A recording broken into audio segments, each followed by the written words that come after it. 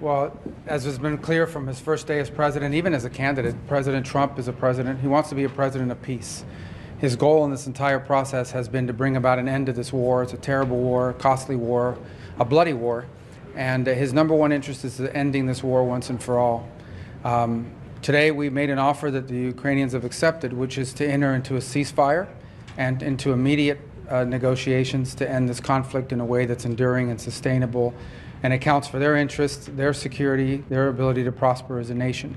I want to personally thank, we both want to thank the Kingdom of Saudi Arabia, His Majesty, for hosting us, for making this possible. They've been instrumental in this process, and we're very grateful to them for hosting us here today. And hopefully we'll take this offer now to the Russians. And we hope that they'll say yes, to peace. The ball is now in their court.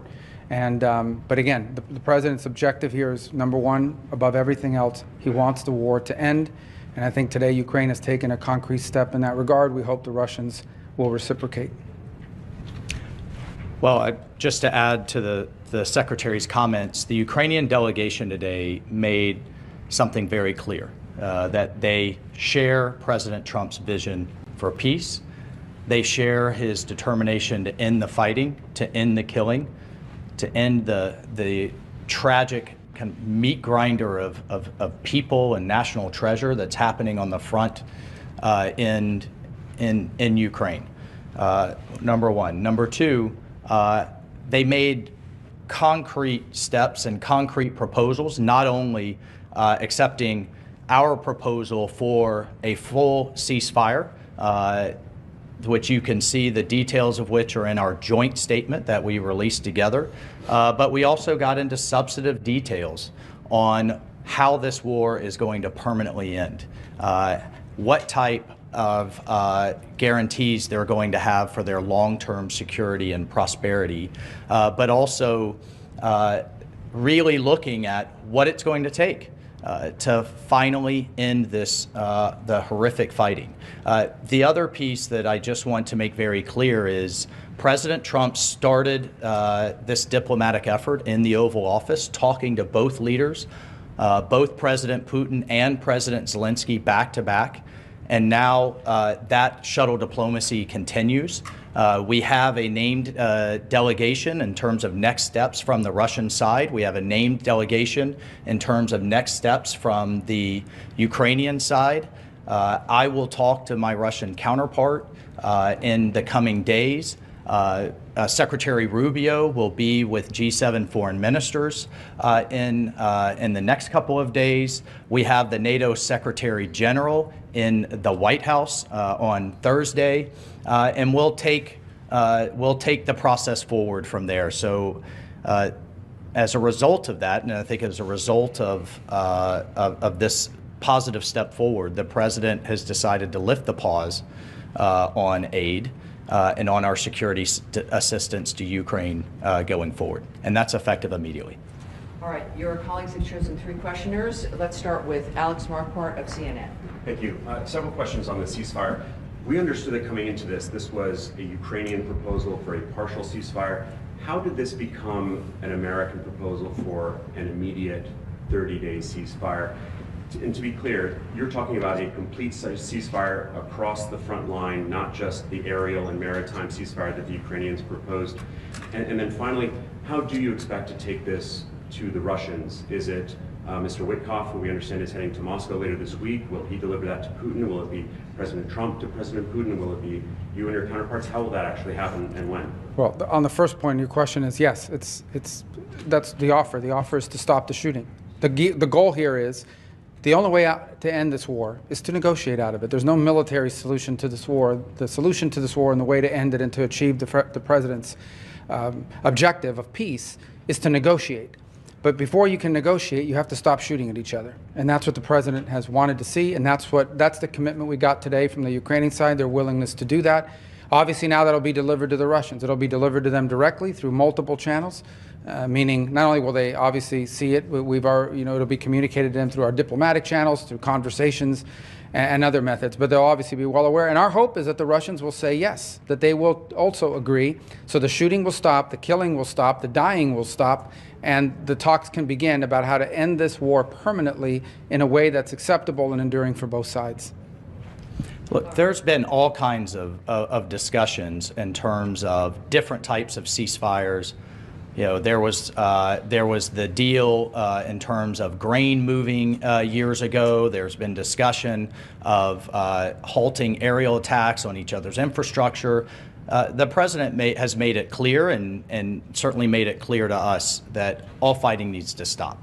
And the Ukrainians have agreed to that proposal. They're ready for peace. And now we'll take that to the Russians and get their response. All right, next, Jennifer Jacobs, CBS. Great. Hi. Hey. Are you expecting any goodwill gestures from Russia? Do you have a deadline in mind for when you're hoping for them to reciprocate on that? Those two things. Well, we're going to take the offer to them. We're going to tell them this is what's on the table. Ukraine is ready to stop shooting and start talking. And now it'll be up to them to say yes or no. I hope they're going to say yes. And if they do, then I think we made great progress. If they say no, then we'll unfortunately know what the impediment is to peace here. But the president's been abundantly clear. He wants the shooting to stop. He wants the warfare to stop. He wants the dying and the suffering to stop. And he believes, and rightfully so, that the only way to end this war is to negotiate an end to it. And we think that it's always easier to negotiate an end to the war when people aren't shooting at each other. That's how the president believes. That's what we hope to achieve. The Ukrainians today have expressed their willingness and readiness to do so immediately. We hope the Russians' answer to that will also be yes. But no deadline set, sir. Well, the deadline is we hope to do this as soon as possible. Every day that goes by that this war continues, people die, people are bombed, people are hurt on both sides of this conflict. The president wanted this war to end yesterday and the day before. The president's been clear he wants peace. And so we wanted to see it as soon as possible. So our hope is that the Russians will answer yes as quickly as possible so we can get to the second phase of this, which is real negotiations, not never-ending dialogue, talk forever, but real negotiations to end this conflict in a way that's acceptable to both sides, sustainable, and that ensures the stability and security of Ukraine for the long And then on term. the goodwill gesture, is there anything like the return of the stolen children or anything that you're expecting in return? Look, we've discussed a number of things, prisoner exchanges, folks that were detained and what have you, but the fighting has to stop. I mean, that's what we agreed today. And just think about it. We've gone from if the war is going to end to now how the war is going to end, and this was an important first step, and that was under President Trump's leadership. He has literally moved the entire global conversation to where we had a very senior Ukrainian delegation with us today. We've had engagements with our Russian counterparts, and now it's how the war is going to end, and that's under President Trump's leadership. Just to answer your question one more time, the goal here is peace. That's the president's goal.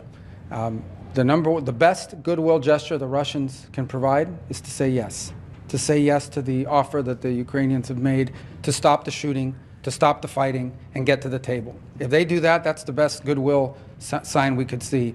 Obviously, as part of that negotiation, as we're talking about how to end this conflict, there will be a lot of issues to unravel. Among them, not the least of which is the humanitarian concerns, the children, the prisoners of war, all the things that sadly come with these conflicts. But the number one goodwill gesture we could see from the Russians is to see the Ukrainian offer and reciprocate it with a yes. All right. And next, for Reuters, Daphne Saladakis. Thank you so much. Could you clarify what security assistance will be resumed? Does this include the PDAs? And why wasn't the minerals deal signed today? What are the outstanding issues there? And if I may, is the relationship with Ukrainian President Zelensky back on track? Do you back him? Well, let me answer the second or the third. You had two, and then I'll let the security advisor talk about the defense and security assistance. On the second question, well, let me answer first on the minerals deal. As part of our communication today, that is something that was negotiated through our Treasury and his counterpart on the Ukrainian side. And so the president, and you see that expressed, both presidents will instruct the appropriate members of our governments to bring to finality the signature of the deal and the signature of this agreement. So that was communicated today, and that's going to happen. That was not the subject of our talks today. I thought I expressed that on our way in. We were here in pursuit of peace. That doesn't mean the minerals deal is not very important. It most certainly is, and we expressed that today in the statements we put out jointly, that the president, our respective presidents, have instructed the appropriate members of their governments to bring this to finality and to conclusion. The second part of your question was? Does the security assistance include the No, there was one after that. And the Zelensky relationship There we go. back on track? Yeah. What's back on track here, hopefully, is peace. That's what matters the most. I know everyone's looking for who likes this is serious stuff, okay? This is not Mean Girls. This is not some episode of some television show. This is very serious. Today people will die in this war. They died yesterday, and sadly, unless there's a ceasefire tonight, they'll die tomorrow. The president wants that to stop. That's what he's interested in here. That's why we came here. That's why we're grateful for the Kingdom of Saudi Arabia hosting us here. And what we leave here with today is a commitment that the Ukrainians are ready to stop fighting. They're ready to stop the shooting so that they can get to the table and bring about peace for their country and for the world on the security. Well, I mean, I just can't echo enough. President Trump's president of peace. That's what he's demanding, and he's willing to take tough measures on all sides to drive that home. And in terms of the security assistance, it's the current presidential drawdown authority. I'll refer to the Defense Department on the eaches of what munition was where in the process, but it's the current PDA that will proceed to the Ukrainians. All right, everyone, thank you. Thank you. Thank you very much. Thank you.